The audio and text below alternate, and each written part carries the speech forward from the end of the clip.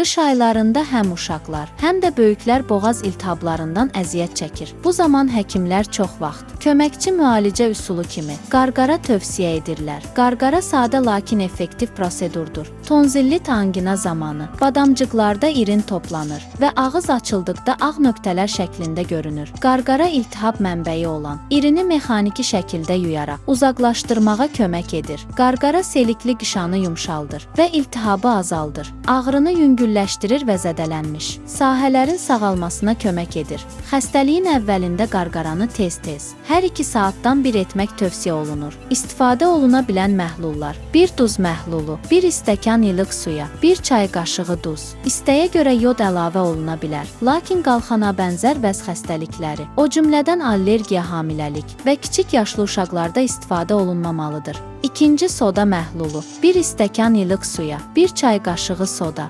qarışdırılaraq qarqara edilir. 3. çoban yastığı dəmləməsi, 1 xörək qaşığı ot, 1 stəkan qaynar suda dəmlənir, süzülür və qarqara edilir. 4 adaçayı dəmləməsi, 1 xörək qaşığı adaçayı, 1 stəkan qaynar suda dəmlənir, süzülür və qarqara edilir. 5 kalendula və evkalip, 1 çay qaşığı qarışıq, 1 stəkan qaynar suda dəmlənir və qarqara edilir. 6. alma sirkəsi, 1 stəkan ilıq suya, 1 çay qaşığı təbii alma sirkəsi qarışdırılaraq qarqara edilir. 7. sarımsaq məhlulu, 2-3 diş sarımsaq əzilərək 1 stəkan ilıq suya əlavə edilir və qarqara edilir.